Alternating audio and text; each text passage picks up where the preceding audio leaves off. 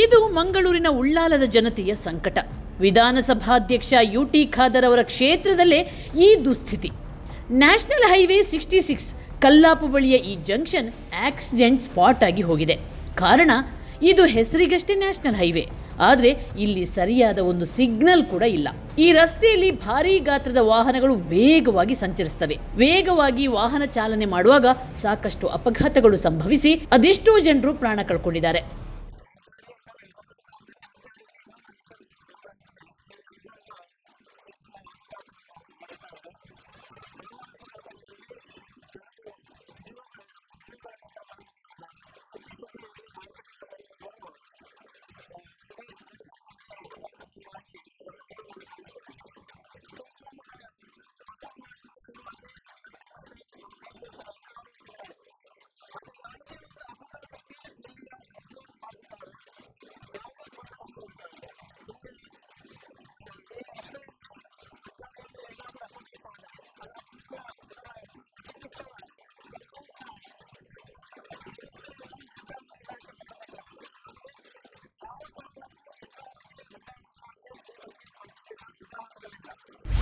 Traffic signal ಅಳವಡಿಸಲು ಒತ್ತಾಯ. ಈ ರಸ್ತೆಯಲ್ಲಿ ಸಂಚರಿಸುವವರಿಂದ ಭರ್ಜರಿ ಸುಂಕ ವಸೂಲಿ ಮಾಡಲಾಗುತ್ತೆ. ಆದರೆ ಇಲ್ಲಿನ ಸಾರ್ವಜನಿಕರ ನೋವಿಗೆ ಸ್ಪಂದನೆಯೇ ಸಿಗ್ತಿಲ್ಲ. ಟೋಲ್ ಗೇಟ್ ಶುರುವಾಗಿ ಸುಮಾರು 4-5 ವರ್ಷಗಳು ಕಳೆದರೂ ರಾಷ್ಟ್ರೀಯ ಹೆದ್ದಾರಿ ಪ್ರಾಧಿಕಾರವು ಕಲ್ಲಾಪು ಜಂಕ್ಷನ್ನಲ್ಲಿ ಟ್ರಾಫಿಕ್ ಹಾಕಿ ಅಪಘಾತ ತಪ್ಪಿಸುವ ಪ್ರಯತ್ನವೇ ಪಟ್ಟಿಲ್ಲ. ವಿದ್ಯಾರ್ಥಿಗಳ ಗೋಳು ಕೇಳುವವರಿಲ್ಲ.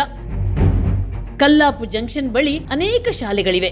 ಇಲ್ಲಿನ ಶಾಲಾ ಮಕ್ಕಳು ಈ ರಸ್ತೆ ದಾಟಲು ಒದ್ದಾಡಬೇಕಾಗುತ್ತೆ.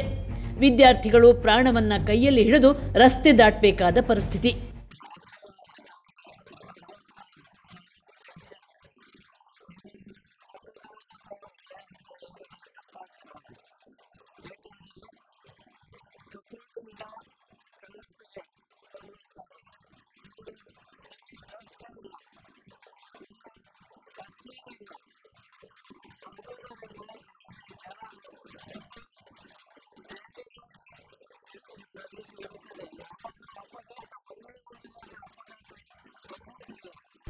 ಅಂಡರ್ ಪಾಸ್ ಸರ್ವಿಸ್ ರಸ್ತೆ ಮಾಡಿಕೊಡಿ.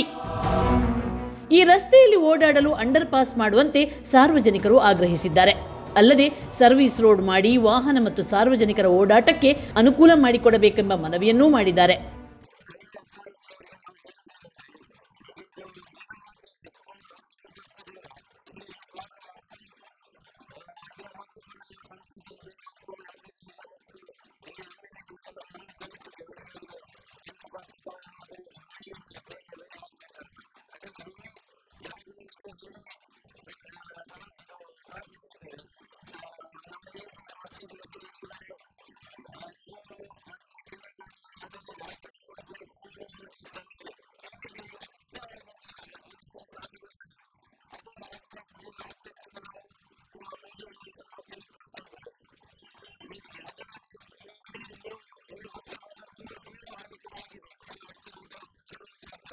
ಜೊತೆಗೆ ಈ ಸಮಸ್ಯೆಗಳ ಬಗ್ಗೆ ರಾಷ್ಟ್ರೀಯ ಹೆದ್ದಾರಿ ಪ್ರಾಧಿಕಾರ ಹಾಗೂ ಜಿಲ್ಲಾಡಳಿತಕ್ಕೆ ಮನವಿ ಕೂಡ ಮಾಡಲಾಗಿದೆ.